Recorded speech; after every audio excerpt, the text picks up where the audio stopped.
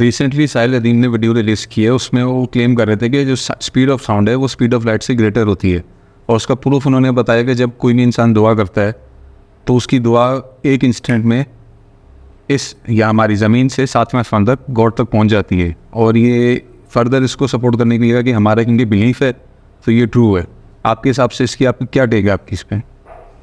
कि ये तो हम बाद में बात करते हैं कि इसकी डिटेलिंग क्या है और इसकी एक्सप्लेनेशन क्या। पहले तो ये साहिल अदीम साहब जवाब दे कि गूंगा बंदा दुआ मांगेगा तो वो कैसे उसकी दुआ कबूल होगी, उसकी तो आवाज़ ही नहीं निकलती। तो प्रॉब्ली वो काबिल एहतराम है, वो फंबल कर गए, गलती से बोल गए, या उनका कहने का मतलब ये नहीं होगा, ये सेंसिबल आदमी है कि स्पेसिफिकली वो बोल रहे थे कि साउंड से ही आती है, उन्होंने कोई मेंशन नहीं। अगर उन्होंने इस पर इंसिस्ट किया तो फिर बात आर्ग्यूएबल है। ठीक है, लॉजिकल इसकी आर्ग्यूमेंट तो यही है कि जैसे मैंने बताया कि साउंड पे अगर आप रिलाई करेंगे, sound is not faster than light, ये तो बात प्रूव हो चुकी। अगर वो बात कर रहे हैं जिस तरह मैं समझता हूँ कि पहले आपको ये डिसाइड करना पड़ेगा कि दुआ क्या है और साउंड क्या है। साउंड क्या है, आपकी जो वोकल कॉर्ड्स दोनों आपस में टकराते हैं, वाइब्रेट करते हैं, तो एक पिच पे एक साउंड निकलता है जिसको हम आवाज़ कहते हैं। और साउंड क्या होता है, अगर हम क्वांटम फिजिक्स के लेवल पे बात करें, वो मॉलिक्यूल्स होते हैं, वो एटॉमिक पार्टिकल्स होते हैं जो एयर के अंदर गैसेस के एयर मॉलिक्यूल्स पे ऊपर ट्रैवल करते हुए जाते हैं। और जब वो हमारे एयर ड्रम पे हिट करते हैं तो हमारे एयर ड्रम रेजोनेट करते हैं। जब वो रेजोनेट करते हैं तो हमारा माइंड रजिस्टर करता है साउंड आ रही है। तो कोई भी साउंड मैटर चाहिए आपको साउंड ट्रांसमिट करने के लिए। तो अगर वो इस साउंड की बात कर रहे हैं तो ये तो पॉसिबल नहीं है, यूनिवर्स ट्रैवल करे वो साउंड।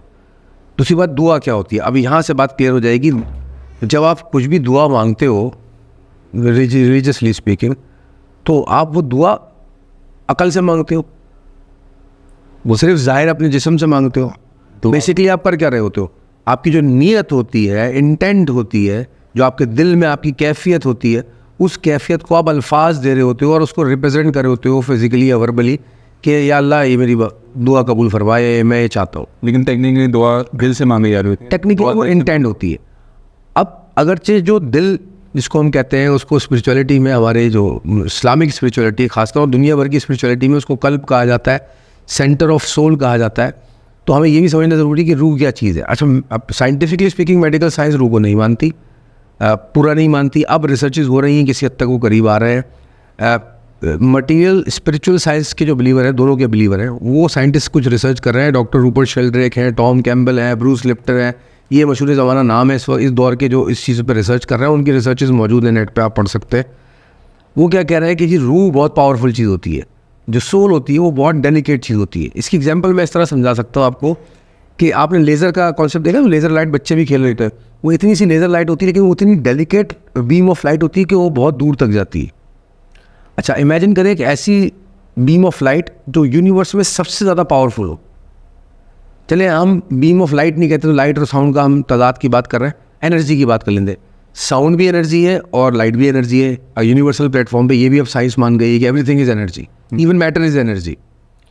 तो अगर हम बात करें इतनी डेलिकेट, इतनी ज़्यादा डेलिकेट, इतनी ज़्यादा बारीक, इतनी ज़्यादा light in terms of weight, इतनी ज़्यादा फाइन रेजोनेट करने वाली, वाइब्रेट करने वाली एनर्जी अगर कोई यूनिवर्स में पाई जाती है, उसको हम रूह कहते हैं, इंसानी रूह। वो इतनी पावरफुल होती है कि वो यूनिवर्स के कई यूनिवर्सेस से ट्रैवल करती हुई, आती हुई आपकी बॉडी के अंदर समा जाती है और उस बॉडी को 60-70 साल तक पावर देती है। उस रूह का सेंटर होता है हार्ट। जो भी आप ज़िंदगी में इंटेंट करते हैं, नियत करते हैं, वो बेसिकली आपकी रूह नियत करती है और वो हार्ट से निकलती है। इनको एनर्जी इमिट कर रही होती है जी। इसको हम इल्म रूहानियत के अंदर कैफियत का इल्म कहते हैं, इनकी इंसान की कैफियत। तो दुआ टेक्निकली वो कैफियत होती है जो आप इमिट करते हो अपने हार्ट से। हाँ, अगर उसकी बात कर रहे हैं साहिल अदीम साहब, तो वो इतनी पावरफुल होती है कि वो लाइट फास्टर देन लाइट है। मेडिकल साइंस या मटेरियल साइंस के पास अभी वो इक्विपमेंट नहीं आया, या उनका स्कोप ऑफ रिसर्च इतना बड़ा नहीं हुआ कि वो उस कैफियत को किसी गैजेट से, किसी मीटर से, किसी मशीन से मैप कर सके या जज कर सके। लेकिन ये चलें, ये कॉन्सेप्ट तो समझ में आता है, किसी को गलत कॉन्सेप्ट आ जाता है, गलत बता देता है। लेकिन इस कॉन्सेप्ट की बिल्ड करने की वजह से जो माइंड सेट होता है ना, मुझे इससे इशू आ रहा है कि वो ये नहीं कह रहे हैं कि जब भी कोई मुसलमान फिजिसिस्ट या पाकिस्तानी फिजिसिस्ट जाए, उसका ये अकीदा शुरू से अकीदा होना चाहिए कि speed of sound speed of light से ग्रेटर है, या कोई क्योंकि मेरा ईमान है। ये जो साइंटिफिक मेथड होता है, ये इस पर बिल्टअप नहीं होता कि मैं मानता हूँ। सबसे पहले बोलते हैं कि आप ये छोड़ दो, मैं मानता हूँ, ये नहीं, ये मानना नहीं होता। यहाँ एविडेंस देखते उससे कंक्लूजन निकालते हैं। देखिए आपको हिकमत की बात बताते हैं, हमारे माशरे में क्या सूरत हाल है और वेस्ट में क्या सूरत हाल है। जहाँ इल्म और अकीदे की लड़ाई हो जाती है, आपस में भिड़ जाते हैं, तो अकीदा जो है वो टेक ओवर कर लेता है और अकीदा जो है फिर इल्म से अंधा कर देता है आदमी को। अच्छा, जहाँ इल्म टेक ओवर कर ले वहाँ अकीदा जो है वो दकियानूस लगने लगता है और इल्म की बदमाशी होती है। वो कहता है जी जो मैं कह रहा हूँ वही मानो, तो अकीदा कोई चीज़ नहीं होती। तो दोनों सूरत में नुकसान है और हमारे माशरे में ये हो रहा है। हमारे माशरे में ज़्यादातर ये होता है, पाकिस्तानी माशरे में, कि अकीदा टेक ओवर कर लेता है, रिलीजियस फेथ टेक्स ओवर कर लेता है। हाइट ऑफ नॉलेज क्या है, हाइट ऑफ अंडरस्टैंडिंग क्या है, हाइट ऑफ ग्रेटनेस क्या है?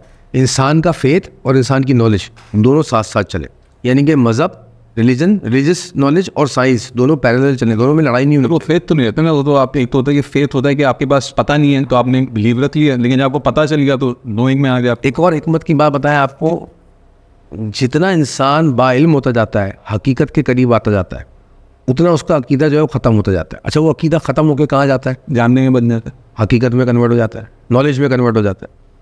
तो अब लेस नॉलेज मोर फेथ, तो इस तरह के स्टेटमेंट आएंगे जो साहिर अदीम साहब ने दिए। अच्छा, मोर नॉलेज लेस फेथ, तो आप एथिस्ट बनना शुरू हो जाते हो, गुमराही की तरफ चले जाते हो, कुफर की तरफ। जितने भी सूफिया औलिया या ग्रेड्स गुजरे, इवन जो साइंटिस्ट गुजरे मटेरियल साइंस में, उन सबको पढ़िए, उन सब ने भी यही कहा है। आइंस्टाइन के अल्फाज हैं कि science without religion is lame and religion without science is blind. दीन या मज़हब साइंस की मदद के बगैर अंधा है। वो मान तो रहा है कि अल्लाह है लेकिन प्रूफ नहीं कर सकता, अंधा है। और साइंस विदाउट रिलीजन, साइंस मज़हब के बगैर बकवास या लेम है। वो प्रूफ करता रहेगा पूरी दुनिया ज़िंदगी भर बिग बैंग कैसे हुआ, साइंटिफिक मटेरियल रियलिटीज़ प्रूफ कर देगा, लेकिन ये कभी प्रूफ नहीं कर सकेगी कि साइंस के उसका क्रिएटर भी कोई है, गॉड। इससे एक और मुझे वीडियो की से ट्रेंड भी नज़र आई है कि यहाँ पे जो इन्फ्लुएंशियल स्पीकर या पब्लिक मोटिवेशन स्पीकर को भी आगे स्पीकिंग करता है, वो आपको टेक्निकली कोई साउंड चीज़ ही बता रहा होता, कोई साउंड कॉन्सेप्ट नहीं बता रहा होता, वो ज़्यादा उस पर आता है। वो फैक्टर होता है कि मैं बड़े वर्ड्स अल्फाज यूज़ करूँगा, बड़े वर्ड्स यूज़ करूँगा, दूसरा ओवरवेलम हो जाएगा, वो बोलेगा उसे समझ में नहीं आ रही लेकिन उसको सुनने में अच्छा लग रहा है, तो कॉन्सेप्ट मेरा सही है। ये यार हमारे मुल्क में क्या है कि लोग ज़्यादातर रिलीजियसली ड्रिवन है, वो काबिल एहतराम है, मैं उसके ख़िलाफ़ नहीं हूँ रिलीजन के। मैं एक बात कहना चाहता हूँ कि भाई ग्रेटनेस के पैरामीटर क्या है? यूनिवर्सली सब रिलीजन से हटके, सब लॉजिकल साइंटिफिक एक्सप्लेनेशन से हटके, कॉमन सेंस के या फिलोसॉफिकल प्लेटफॉर्म के ऊपर ग्रेटनेस का पैरामीटर क्या है? इंसान की ग्रेटनेस क्या है? कि वो एक बैलेंस्ड, एक परफेक्ट ह्यूमन बीइंग बन जाए। परफेक्ट ह्यूमन बीइंग की डेफिनेशन क्या है? हर एरिया में उसको एक्सेल कर रहा होगा, वो फिजिकली भी परफेक्ट हो, वो नॉलेज में भी बेहतरी की तरफ परफेक्ट हो, वो स्पिरिचुअली भी इंटैक्ट हो। तो ये अगर आपको मुकाम हासिल करना है तो आपको फिर इस तरह चलना पड़ेगा। आपको बायसनेस नहीं रखनी पड़ेगी। कई कई हमारे जो माशरे में लीडर्स और सो कॉल्ड स्पिरिचुअल स्पीकर्स या मोटिवेशनल स्पीकर्स बने घूम रहे हैं इस वक्त, उनकी प्रॉब्लम मुझे ये नज़र आती है कि वो कहीं ना कहीं बायसनेस उनकी नज़र आ जाती है। ये तो रिलीजियस बायसनेस है, ये साइंटिफिक बायसनेस है। मैंने पहले भी कहा कि साइंस और रिलीजन, फिलॉसफी और स्पिरिचुअलिटी सबको साथ लेके चलेंगे तो हकीकत तक पहुँचेंगे। और एक फाइनली मुझे जो बहुत डेंजरस ट्रेंड लगता है, खासतौर पर मुझे लगता है यहाँ पे बहुत लोग उसका एक्सप्लॉइट करते हैं कि वो कोई आर्ग्यूमेंट देंगे, उसको अपनी तरफ से रिलीजन से सपोर्ट करेंगे। अब उनको पता है कि पाकिस्तान का जो पॉलिटिकल और वैसे जो मेंटल स्टेट है लोगों की, साइकोलॉजिकल थिंकिंग है, आपको इस पर सवाल खड़ा करेगा ना तो बोलेगा अच्छा आप मेरी बात नहीं मानते, आपको हदीस पे यकीन नहीं है, आपको रिलीजन पे यकीन नहीं है। बात तो गलत कर रहा है लेकिन वो डर होगा उससे, सवाल नहीं करेगा कैसे बंदा। इल्म वालों और हिकमत वालों और जो नॉलेज और विजडम वालों की गुफ्तगू के अंदर ऐसे लोगों को रिलीजियस मैनिपुलेटर कहते हैं कि आपको रिलीजन से डरा के वो आप अपनी बात मनवाना चाहते हैं। अगर हमसे उनसे कोई क्वेश्चन कर दो तो वो आपको खौफ का हमला आपके ऊपर करेंगे कि तुम डिनाई कर रहे हो। देखिए हर चीज़ डिनाएबल है, हर चीज़ क्वेश्चनेबल है when it comes to knowledge. अब आपने पहले से अज्यूम ये कर लिया कि ये चीज़ मैं क्वेश्चन ही नहीं कर सकता, तो आपकी नॉलेज वहीं पर ही सैचुरेट हो गई, एट पार आ गए, आप आगे नहीं बढ़ सकते। एक कॉल पे मैं अपनी बात ख़त्म करूँगा, जब तक जानना तुम्हारी सांस ना बन जाए, तुम इतने क्यूरियस ना हो जाओ कि बस मुझे जानना है, हर चीज़ जाननी, तब तक तुम हकीकत तक नहीं पहुँच सकते।